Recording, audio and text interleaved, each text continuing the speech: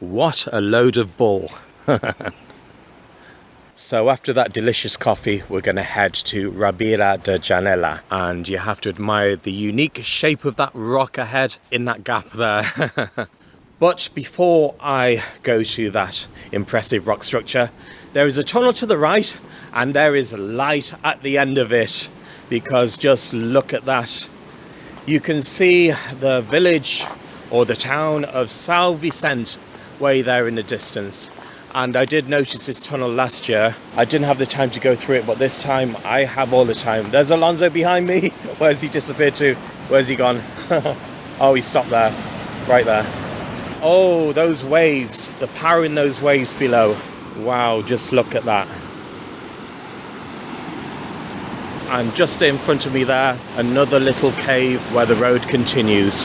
But enough about that, let's head back and enjoy Ribera de Janela, the three rocks which make up the impressive structure.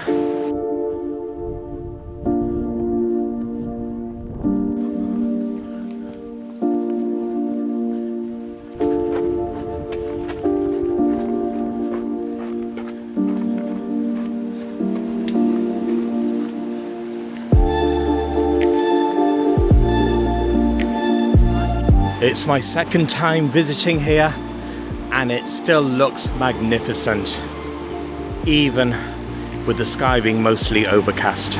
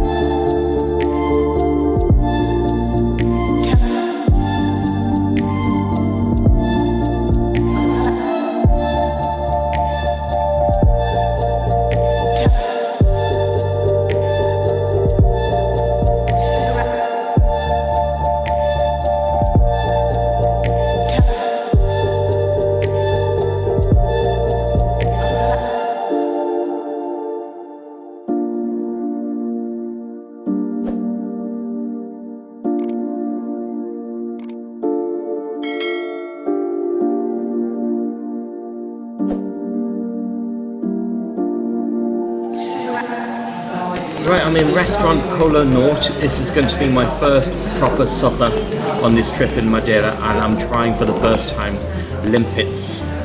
So I've been a little bit apprehensive to try shellfish in the past. So that's what it looks like. And better squeeze some lemon all over it, and it's sizzling like anything. Wow. I'm going to try one now and give you my honest opinion of it. So I'm going to cut it in half. I don't know if you meant to swallow it whole, maybe you do. Okay, here goes.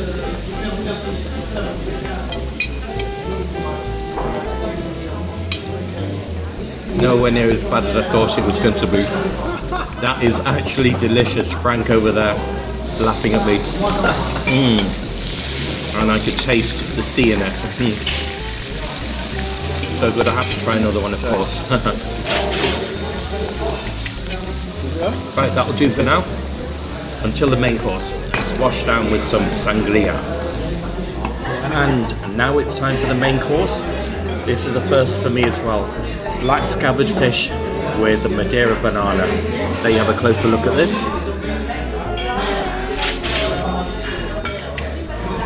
Unusual smells from it.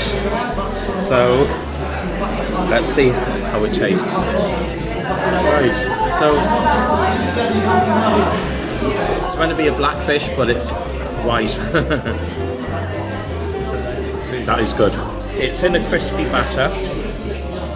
I'll try the banana with it. I know it's an unusual combination, but nonetheless.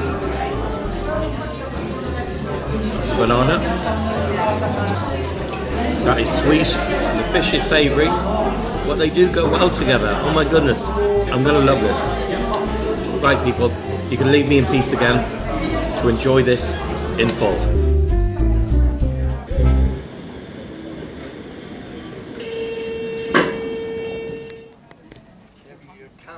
Welcome back. I'm at the cable car for Teleférico das Achadas da Cruz. I hope I pronounced that right. And I've just found out that it's out of action. It was meant to be back in order yesterday, but it looks like it'll be tomorrow now. And in the meantime, I'll show you what's going on here. Men at work. I've told it's being serviced, and the gentleman in charge is South African. I had a few words with him a moment ago, but unfortunately, when I was vlogging it, the microphone wasn't turned on, so I'll just give you a gist of it now.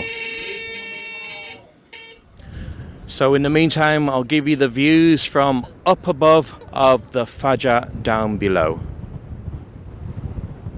So if you fancy hiking it, here's the information. It's about 4.5 kilometers and it's expected to take you about 2 hours. And there's a welcoming coffee shop above, just to the side of the cable car. So you can grab a poncha to calm your nerves if you can't handle heights. That is if they do poncha here. Yes, they do. And also sangria. And one of my favourite breads, bolo de cacao. Right, so just to confirm, it's going to reopen tomorrow, I believe. Apparently, according to the technician, it would be opening up tomorrow. They've already finished the top. That I do know. As you can see, they're busy doing at the bottom. They've collected the last pieces. They're busy putting, changing everything, putting all new. Okay. So basically, when it does open, it will be practically new. So for me as an operator, obviously great. I don't have any stress and I'm relaxed because I know everything's new. All the cable cars in the European Union have to do what we are doing now once every 10 years. But unfortunately, like, how can I put it? 6-7 years ago, we were sending 80 people, 100 people a day. Unfortunately, this year, since the beginning of the year, not less than 300 people per day.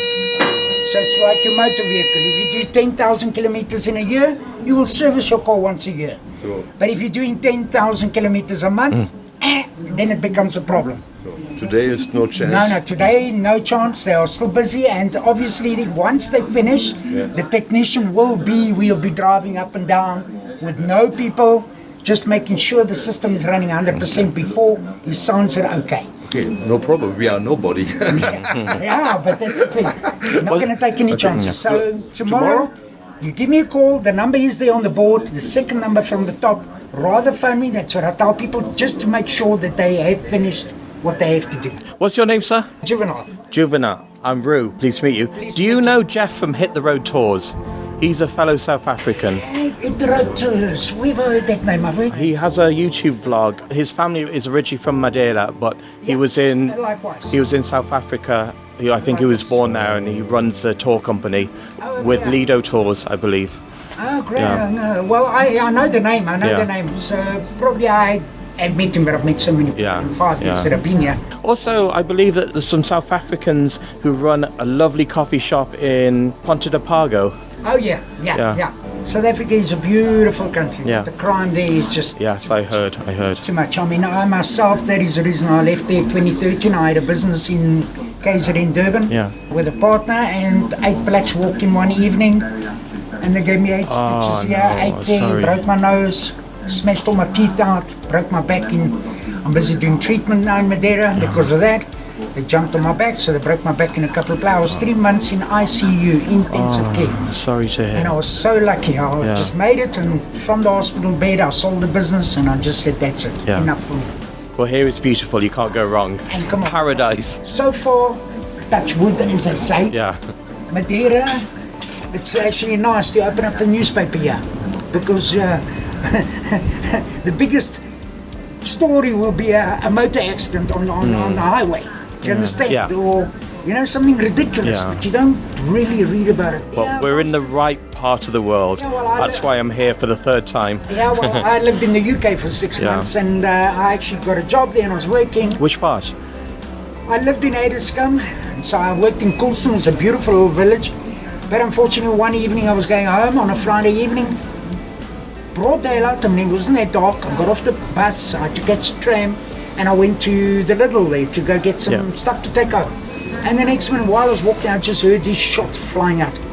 Probably, about not even 50 meters from me, I saw these two. It was an African guy with this white guy, and I heard afterwards that apparently it was a drug war between the Africans, and he was from Romania. Oh, right. And you should have seen it. It was like a movie.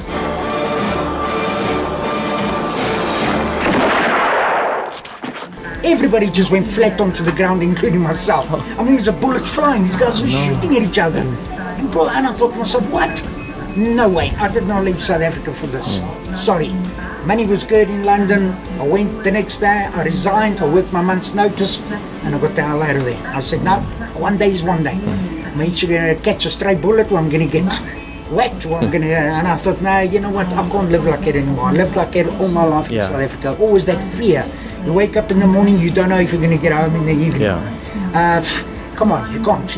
I just got tired of it. I got too old for it and too tired, and the last time they just gave me that last little push saying, get out while you can. So there's no point in living in a country where you don't feel safe. So, don't mind me asking, can I use our chat in my vlog for YouTube? Sure. Okay. It's a beautiful island. Trying to keep it, the ones that are here are like... This is what I want, real people in my vlog and real conversations, and it'll be fine anyway. But thank you, Juvenile. It was a pleasure. And I will try and come back tomorrow or the day after. I'm staying in Porto Moniz, so... Oh, so you're living just around the corner, so it's not that far. So just give me a tinkle before you come. I will, of course. And then I will tell you if the place is open, because it really is lovely. Do you want to say the phone number of the place? Yeah, it's 351-952-951. Let me just come... Sorry, it got me off guard. Okay. It's all part of the fun of live vlogging anyway, so... Yeah, I was right. 299-852-951. Muito obrigado. My pleasure. Thank you. Thank you.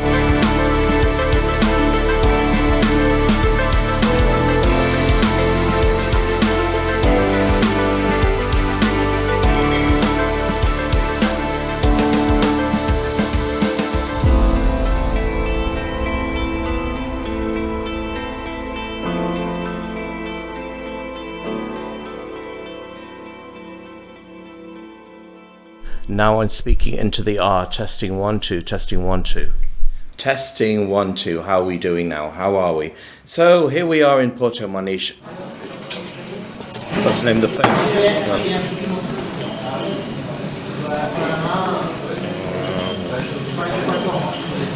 Restaurant Polo.